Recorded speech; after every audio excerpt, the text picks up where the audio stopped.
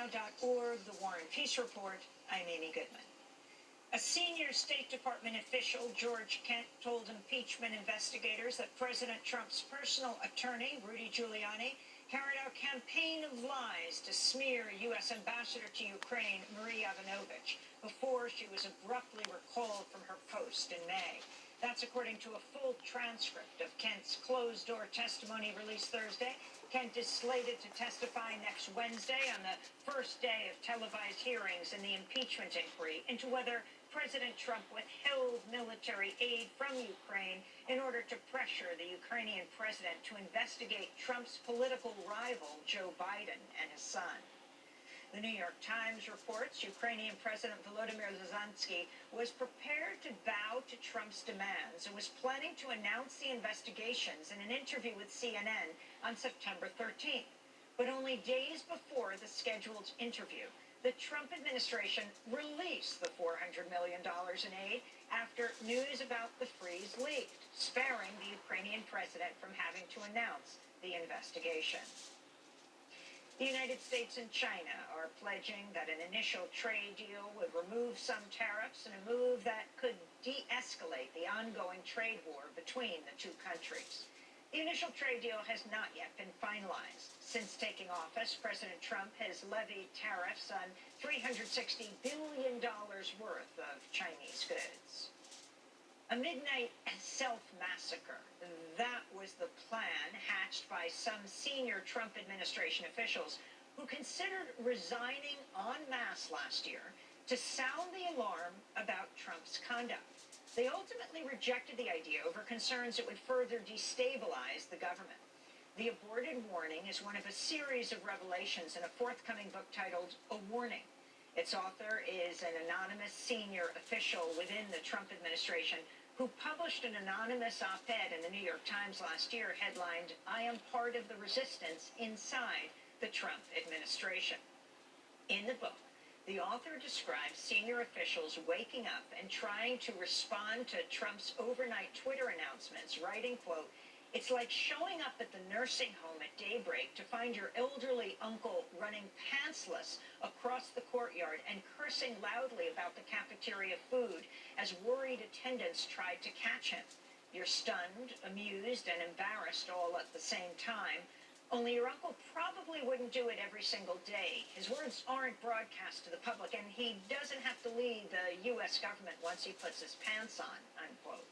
The author also claims Trump once asked White House lawyers to write a bill to send to Congress aimed at reducing the number of federal judges after various judges had thwarted Trump's policies. Trump reportedly said, quote, "Can we just get rid of the judges? Let's get rid of the expletive judges. There shouldn't be any at all, really," he said. This according to the forthcoming book, A Warning. The billionaire former New York City Mayor Michael Bloomberg is reportedly preparing to jump into the 2020 presidential race.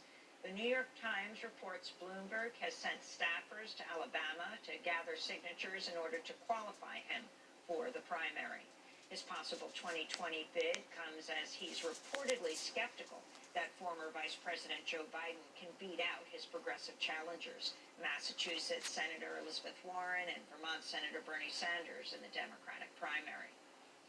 Democratic presidential candidate Senator Bernie Sanders unveiled his immigration plan Thursday, promising to abolish ICE, that's Immigration and Customs Enforcement, to push for a path to citizenship, cease deportations, and immediately grant legal status to the nearly 2 million immigrants who are eligible for DACA, that's Deferred Action for Childhood Arrivals. Sanders said he would accomplish many of these reforms through executive actions. Sanders also vowed to end family separation at the border and allow asylum seekers to remain in the United States while their cases are resolved. He also said he would halt the construction of Trump's border wall, which has already begun construction in the Sonoran Desert in Arizona. Undocumented students across the United States are walking out of school today in solidarity with immigrants who have Deferred Action for Childhood Arrivals, an Obama-era program that grants work permits and deportation relief to nearly 1 million undocumented people who were brought to the country as children. Next week, the Supreme Court will begin to hear oral arguments and lawsuits demanding the Trump administration preserve DACA, which Trump tried to kill in 2017. Under the banner of Home is Here, dozens of immigrants with DACA have led a 16-day march from New York to Washington, D.C. to pressure the Supreme Court to save the program. The online news outlet Quartz reports the Department of Homeland Security plans to have biometric data on hundreds of millions of people by 2022. In a recent presentation, which was reviewed by Quartz, DHS said it expects to have a database containing the fingerprints as well as the face and iris scans of nearly 260 million people traveling in and out of the United States, raising major privacy concerns over the agency's growing surveillance efforts. In Iraq, security forces are continuing their bloody crackdown against the massive anti-government protests sweeping the country. On Thursday, forces killed 5 protesters in the southern city of Basra. Today, there were reports of another 5 protesters killed in the capital, Baghdad. Protesters have taken to the streets across Iraq for over a month, demanding jobs, better public services, and an end to government corruption. In Bolivia, tensions are rising over last month's presidential election in which the Bolivian president, Evo Morales, was declared the winner of a controversial 4th term. Some members of the opposition have disputed the results, claiming election fraud. On Wednesday, opposition protesters kidnapped a mayor loyal to President Morales, forcibly cut her hair, doused her in red paint, and paraded her through the streets. This is Mayor Patricia Arce. I am with the truth, and I am not afraid to say my truth. I'm in a free country, and I'm not going to be silenced. If you want me dead, kill me. And now I say, for this movement, for change, I'm going to give my life. This is Mayor Patricia Arce of the Bolivian town of Vinto.